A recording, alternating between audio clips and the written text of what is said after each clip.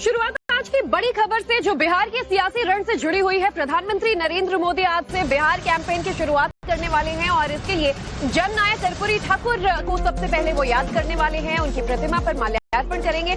आपको बता दें, प्रधानमंत्री समस्तीपुर और बेगूसराय में जनसभा भी करने वाले हैं। तो प्रधानमंत्री का अक्टूबर के महीने में 2 बार बिहार का दौरा प्रस्तावित 30 अक्टूबर को बताया जा रहा है। प्रधानमंत्री नरेंद्र मोदी बिहार पहुंचेंगे। इसके साथ साथ में मुजफ्फरपुर और साथ साथ में छपरा में बड़ी रैली को संबोधित भी पीएम नरेंद्र मोदी करने वाले हैं। तो आपको बता दें कि आज प्रधानमंत्री नरेंद्र मोदी समस्तीपुर और बेगूसराय में ये जनसभाएं करेंगे। मिथिलांचल में 30 सीटें हैं जिस पर बीजेपी की नजर है।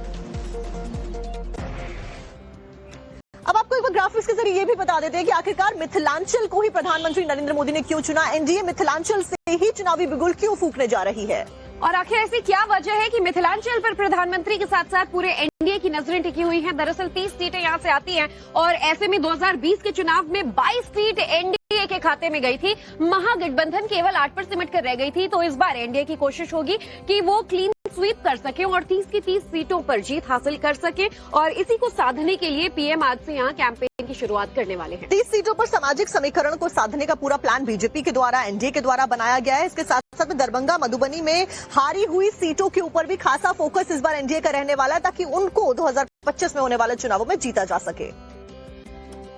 तो देखिए, मिथिलांचल बीजेपी का सबसे मजबूत गढ़ माना जाता है। बिहार में दरभंगा हो, मधुबनी हो, समस्तीपुर, यहाँ की तमाम सीटों पर आज बीजेपी जो है एनडीए यहाँ चुनावी समीकरण साधने में लगी रहेगी।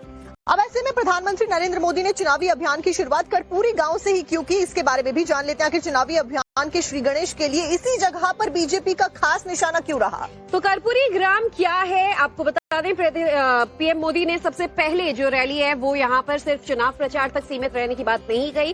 उन्होंने कहा कि हमारे जननायक हैं कर्पूरी ठाकुर और इन्हें श्रद्धांजलि के रूप में ये पेश किया जाएगा कि आज चुनावी जो रैलियां हैं उसकी शुरुआत यहीं से करेंगे और आने वाले बिहार जननायक के सपनों का बिहार होगा। साथ साथ में जातीय समीकरणों को साधने के लिए भी कर्पूरी ग्राम को चुना गया। इसके साथ साथ में एनडीए का फोकस इसलिए भी रहा क्योंकि एक बड़ा संदेश बिहार को और बिहार की जनता को कर्पूरी ग्राम के जरिए पीएम का देने का उद्देश्य है। तो एनडीए इसके जरिए कर्पूरी ठाकुर को अपना आदर्श बताने की तैयारी में है। 62% पिछड़ा और अति पिछड़ा वोटर्स को भी इसके जरिए साधने की कोशिश एनडीए ने की है और यही कारण है कि 110 जो सीटें हैं बिहार में उसमें पिछड़ा और अति पिछड़ा जाति को टिकट दिया गया है। फोकस रखा गया सामाजिक समरसता और जातिगत समीकरण को साधना ही एक अहम और मुख्य लक्ष्य बताया जा रहा है।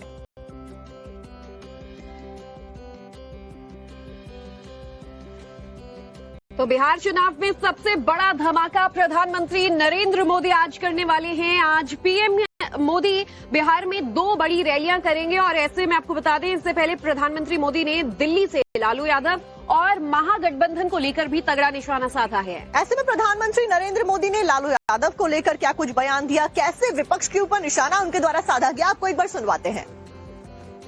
जो लोग अपने आप को गठबंधन कहते हैं, बिहार की जनता जिनको लठबंधन कहती है, वो सिर्फ लड़ चलाना जानते हैं, झगड़ा करना जानते हैं और झगड़ते रहते हैं। देखा आपने, इन्हें बिहार के युवाओं की चिंता नहीं है।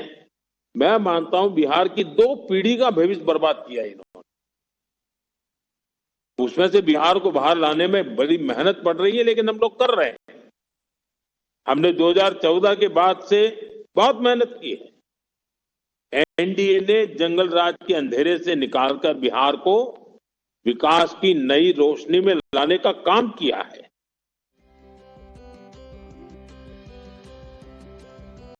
तो बड़ी खबर और एक आपको बता दें, तेजस्वी यादव भी आज चुनाव प्रचार अभियान की शुरुआत करने वाले हैं। सीएम फेस के ऐलान के बाद आज के प्रचार से एक औपचारिक शुरुआत आप इसे मान सकते हैं। तो सभी पॉलिटिकल पार्टीज जो है, नेता जो हैं, वो अपना दमखम लगाते हुए बिहार के चुनावों में नजर आ रहे हैं। महागठबंधन की तरफ से तेजस्वी यादव को मुख्यमंत्री फेस घोषित करने के बाद से ही तेजस्वी एनडीए पर और ज्यादा आक्रामक होते हुए नजर आ रहे हैं और आज भी कुछ ऐसा ही होता हुआ नजर आने वाला है। और आपको बता दें, आज से बिहार में चुनाव प्रचार में सियासी गदर मच जाएगा। एक तरफ पीएम मोदी होंगे, अपने चुनावी मिशन का आगाज करते नजर आएंगे, तो दूसरी तरफ तेजस्वी यादव सहरसा से ये बिगुल फूंकने वाले हैं। सहरसा की सिमरी बख्तियारपुर में चुनावी सभा करेंगे।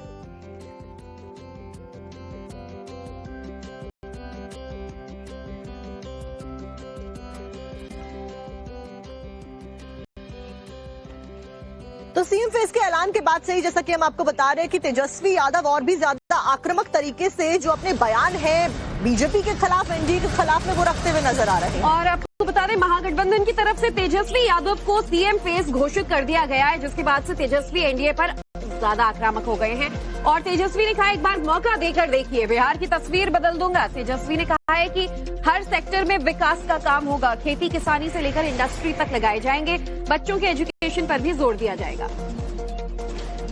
आप एक बार तेजस्वी को मौका देकर के देखो, कारखाने, इंडस्ट्री, उद्योग, SEZ, IT park, agro based industry, food processing units, sugar mill, jute mill जो बंद है उसको हम लोग चालू कराने का काम करेंगे।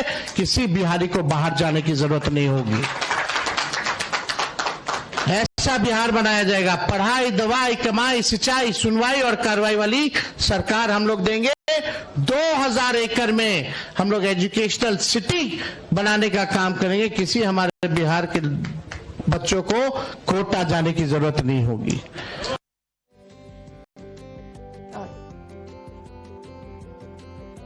तो देखिए, तेजस्वी यादव महागठबंधन की तरफ से यहां सीएम फेस का कैंडिडेट बन चुके हैं। और जैसे ही इस बात का ऐलान हुआ, तेजस्वी यादव ने बयान देते हुए कहा है कि मौका दीजिए, हम बिहार को बदल देंगे। आपको सुनवाते हैं कि क्या कुछ उनके द्वारा कहा गया है। तेजस्वी की परछाई भी अगर गलत काम करेगी तो उसको भी तेजस्वी सजा दिलाने का काम करेगा। यह संकल्प है और एक नया बिहार हम लोग जो है बनाने का काम करेंगे। जनता जब तक नहीं चुनेगी वो कैसे बनेगा? तो ये तो लोकतंत्र है। लोकतंत्र में जनता मालिक है, तो जनता को चुनने का पूरे तरीके से अधिकार है। तो जनता जब तक नहीं तय करेगी हम किसी को नहीं मान सकते।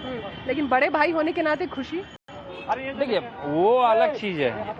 पारिवारिक संबंध सबसे है, लेकिन अब हम लोग जो है अलग अलग है, हमारे विचार अलग है, उनकी विचार अलग है।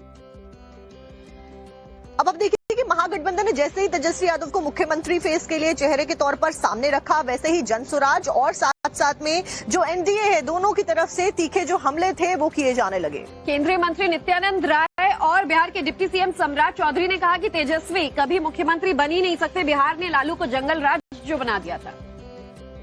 सत्ता जब जाने लगती है तो आदमी कुछ भी कहने को तैयार है। एक नहीं 5 डिप्टी सीएम बना दो, उससे क्या होगा?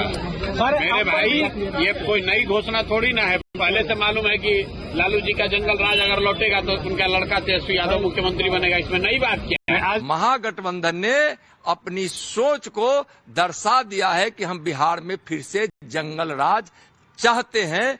उस जंगल राज को बिहार की जनता कभी नहीं आने देगी। न राहुल कभी पीएम बनने वाले हैं, न तेजस्वी कभी सीएम बनने वाले हैं। और मुख्यमंत्री जनता चुनती है और जनता बिहार की विकास चाहती है, अपना बच्चों का भविष्य चाहती है, अपना भविष्य चाहती है। मैं मुख्यमंत्री के उम्मीदवारी का सपना देखा और लालू जी ने जबरदस्ती नहीं कहते हैं, लोग अपने बेटा को मुख्यमंत्री बनाने के लिए लोगों को एक तरह से टॉर्चर करके। और अगली बड़ी खबर आंध्र प्रदेश के कर्नूल से आ रही है, जहां एक दर्दनाक हादसा हो गया। यात्री बस में भीषण आग लग गई। आपको बता दें कि 40 यात्री इस बस में सवार थे और चिन्ना टेकरू गांव के पास में ये बड़ा और भीषण हादसा हुआ है। चिन्ना टेकरू गांव के पास हादसा हुआ। हैदराबाद से बंगलुरु ये बस जा रही थी और सबसे दुखद बात, बस में 40 से ज्यादा यात्री सवार थे। हादसे में हालांकि अब तक कई यात्रियों के मौत की खबर भी आ रही है। बेहद ही खौफजदा कर देने वाला ये हादसा आंध्र प्रदेश के कर्नूल में हुआ। हालांकि अभी तक आंकड़ा साफ नहीं हुआ है कि कितने यात्री अपनी जान गंवा चुके हैं, लेकिन बस के अंदर 40 यात्री सवार थे। बस ट्रैवल कर रही थी, मिडवे में ये पूरा हादसा होता है। हैदराबाद से बेंगलुरु जाते वक्त ये हादसे का शिकार बस हुई है।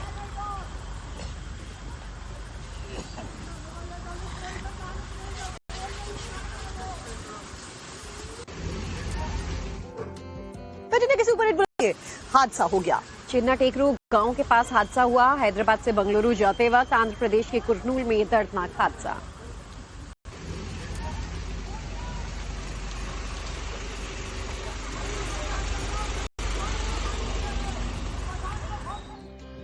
और अगली बड़ी खबर उत्तर प्रदेश के शामली से, जहां एक बार फिर योगी की यूपी पुलिस ने अपना दमखम दिखाया और 1 लाख के इनामी बदमाश का एनकाउंटर कर दिया।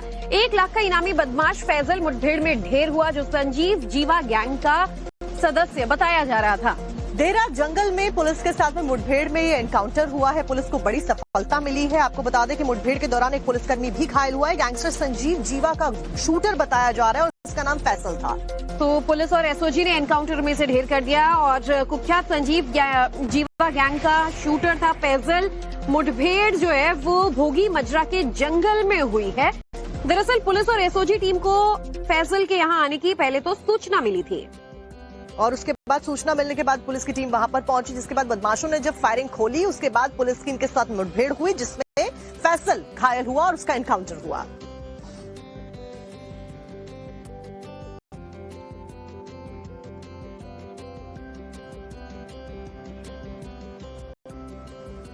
और अब आगे बढ़ते हुए अगली खबर आपको उत्तर प्रदेश की राजधानी लखनऊ से बताते हैं। आपको बता दें, बीजेपी सांसद ब्रजलाल ने सनसनीखेज आरोप लगाया है। लखनऊ में बांग्लादेशियों को आईडी बांट रहे अफसर, खुद को असम का बता रहा है बांग्लादेशी। बीजेपी सांसद ने सफाई कर्मियों का वीडियो भी बनाया और बताया कि कैसे सफाई कर्मी खुद को बांग्लादेशी फ्रॉड में शामिल बताया जा रहा है। और जैसे ही स्कैम का खुलासा हुआ तो आरोपी टीएमसी नेता का बेटे ने वीडियो जारी कर माफी मांगी। 400 करोड़ का अप्रोक्सीमेट मेरे हिसाब से है, 400 से 450 करोड़ का यहाँ पर टोटल है। कितने लोग हैं टोटल? 3007 लोग हैं। मेरा लास्ट बुकिंग नंबर इसका 3007 है, जो लास्ट फरवरी महीने का देखा था, उसके बाद और होगा। आप लोग से जो वक्त लिए थे उस वक्त पे हम खड़ा नहीं उतर पाए, उसके लिए हम बहुत शर्मिंदा है और आप लोग से हाथ जोड़ के हम उसके लिए माफी मांगते हैं। ये जो वक्त था 20 अक्टूबर का, तो इस पे हम तो किसी का पैसा नहीं दे पाए रहे, उसके लिए हम दिल से शर्मिंदा और फिर से हम आपसे माफी मांगते हैं। खबर उत्तर प्रदेश के कन्नौज से है, जहां दबंगों की दबंगई सरेआम देखने को मिली। एक फर्नीचर कारोबारी को ही इन लोगों ने यहां जमकर पीट दिया, जिसके बाद में जब पूरा मामला पुलिस ने संज्ञान लिया पूरे मामले को लेकर, तो दबंग इस कार्रवाई के खिलाफ में बहुत नाराज नजर आए। ऐसा क्यों हुआ, क्या हुआ और क्या रिएक्शंस थे, आपको दिखाते हैं। पिताजी बैठे तो पिताजी से बात कर लिया। दुकान पर आमने सामने कुछ लोग बैठे हैं, किसी बात को लेकर बातचीत चल रही है, लेकिन तभी कुछ लोग उठते हैं और आपस में एक दूसरे पर हमला कर देते हैं। फर्नीचर कारोबारी को दुकान में वह 100 बार सोचेगा और अगर पाकिस्तान ने दोबारा कोई हरकत किया तो उसका परिणाम क्या होगा, यह पाकिस्तान को भी अच्छी तरह से पता है। क्योंकि ऑपरेशन सिंदूर साथियों अभी खत्म नहीं हुआ है, उसे सिर्फ स्थगित किया गया है, लेकिन फिर भी मैं ये कहूंगा कि हमें हर तरीके से हमेशा अलर्ट रहने की आवश्यकता है। अब 2 मिनट में देखिए उत्तर प्रदेश से जुड़ी हुई बड़ी और अहम खबरें। यूपी के पीलीभीत से एक होश उड़ा देने वाली खबर सामने आई है, जहां पीलीभीत के बीसलपुर इलाके में पुरानी रंजिश के चलते बदमाशों ने एक घर पर चढ़ाई कर दी। आधा दर्जन से ज्यादा बदमाशों ने घर में घुसकर परिजनों की पिटाई की, घर के अंदर सभी के साथ मारपीट की। जिस वक्त बदमाश घटना को अंजाम दे रहे थे, उनकी एक एक करतूत कैमरे में कैद हो रही थी। शिकायत के बाद पुलिस ने 3 बदमाशों को गिरफ्तार किया है, जबकि पूछताछ के आधार पर पुलिस बाकी बचे आरोपियों की तलाश में जुट गई है।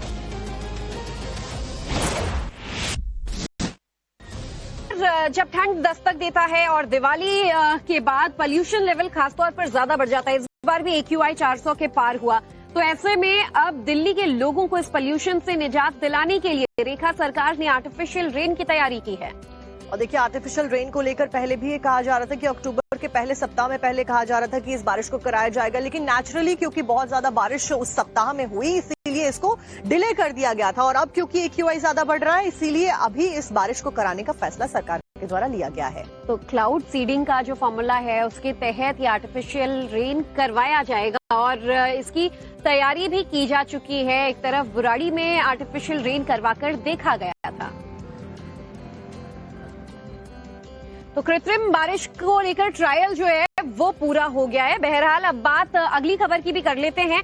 हरियाणा से ऐसी खबर सामने आ रही है जिसे देखने के बाद आप भी कह उठेंगे कि अगर कोई गांव हो तो ऐसा क्योंकि हरियाणा के इस गांव में जब दो लड़कों की एक साथ में सरकारी नौकरी लगी तो पूरा गांव कैसे इनके सम्मान में एकजुट हो गया, आप भी देखिए। गले में फूल मालाएं, साथ में एकजुट पूरा गांव, ये हरियाणा के नूह से सामने आई तस्वीरें हैं। जहां सिंगार गांव के दो लड़कों की सरकारी नौकरी लगी तो पूरे गांव में जश्न का माहौल देखने को मिला।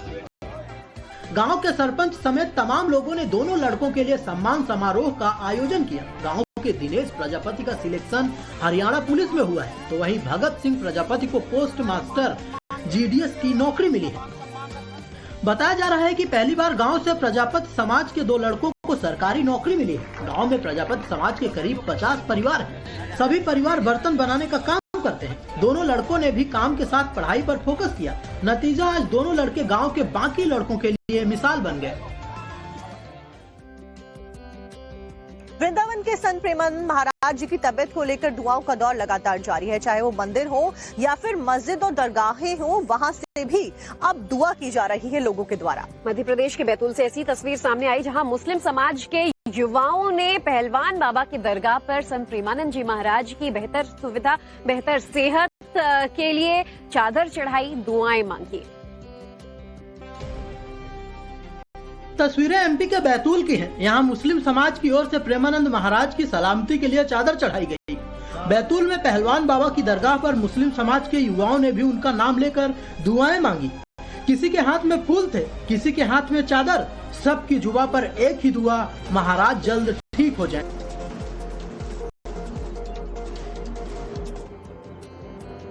तो देखिए, बिहार में एक तरीके से अब चुनावी बिगुल जो है वो जोरदार तरीके से बजने वाला है, लेकिन ऐसे में प्रधानमंत्री नरेंद्र मोदी के इस सियासी रैली से पहले दिल्ली में उन्होंने अपने भाषण के दौरान न सिर्फ लालू यादव, उनके परिवार, बल्कि पूरे महागठबंधन पर तगड़ा निशाना साधा। दरअसल प्रधानमंत्री नरेंद्र मोदी यूथ कार्यकर्ताओं को संबोधित कर रहे थे। उस दौरान उन्होंने बताया कि कैसे जो जंगल राज था उस दौर में, उसको आने वाले लोग, आने वाली जनता 100 साल तक भी नहीं भुला पाएगी। आप भी सुनिए।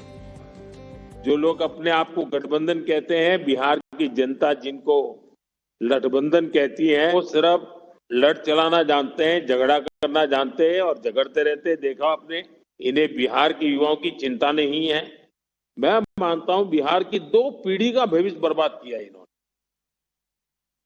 उसमें से बिहार को बाहर लाने में बड़ी मेहनत पड़ रही है, लेकिन हम लोग कर रहे हैं। हमने 2014 के बाद से बहुत मेहनत की है। NDA ने जंगल राज के अंधेरे से निकालकर बिहार को विकास की नई रोशनी में लाने का काम किया है। वहीं दूसरी तरफ बिहार का रुख करें तो CM फेज का ऐलान होने के बाद तेजस्वी यादव एक बार फिर से जो है कमर कस चुके हैं चुनाव प्रचार के लिए, और आज से औपचारिक तौर पर जो है वो इलेक्शन कैंपेन के लिए निकलने वाले हैं। सहरसा की सिमरी बख्तियारपुर में चुनावी सभा करेंगे। तो तेजस्वी यादव इस बीच जनसुराज के ऊपर और NDA के ऊपर जमकर आक्रामक रूप से जो हमला है वो करते हुए भी नजर आए। सहरसा के सिमरी बख्तियारपुर से चुनावी सभा को संबोधित करेंगे। आज 4 चुनावी सभाओं को संबोधित तेजस्वी के द्वारा किया जाना है। तो तेजस्वी यादव मुख्यमंत्री फेस के ऐलान के तौर पर सामने रखे गए हैं। अब महागठबंधन की तरफ से मुख्यमंत्री चेहरा घोषित कर दिया गया है। जैसे ही इस बात का ऐलान हुआ, तेजस्वी यादव ने बयान देते हुए कहा कि मौका दीजिए, बिहार को बदल देंगे। वहीं दूसरी तरफ अब भाई जो है वो महागठबंधन की तरफ से CM का चेहरा घोषित हो गए। तो इस बाबत जब उनके बड़े भाई तेज प्रताप यादव से पूछा गया तो तेज प्रताप कहते हैं कि जनता तय करेगी, किसी के कहने से कोई CM नहीं बनता है। चलिए दोनों ही भाइयों के बयान आपको सुनवा देते हैं। तेजस्वी की परछाई भी अगर गलत काम करेगी तो उसको भी तेजस्वी सजा दिलाने का काम करेगा। यह संकल्प है और एक नया बिहार हम लोग जो है बनाने का काम करेंगे। जनता जब तक नहीं चुनेगी वो कैसे बनेगा? तो ये तो लोकतंत्र है। लोकतंत्र में जनता मालिक है, तो जनता को चुनने का पूरे तरीके से अधिकार है। तो जनता जब तक नहीं तय करेगी हम किसी को नहीं मान सकते। लेकिन बड़े भाई होने के नाते खुशी, अरे देखिए वो अलग चीज है। पारिवारिक संबंध सबसे है, लेकिन अब हम लोग जो है अलग अलग है, हमारे विचार अलग है, उनकी विचार अलग है।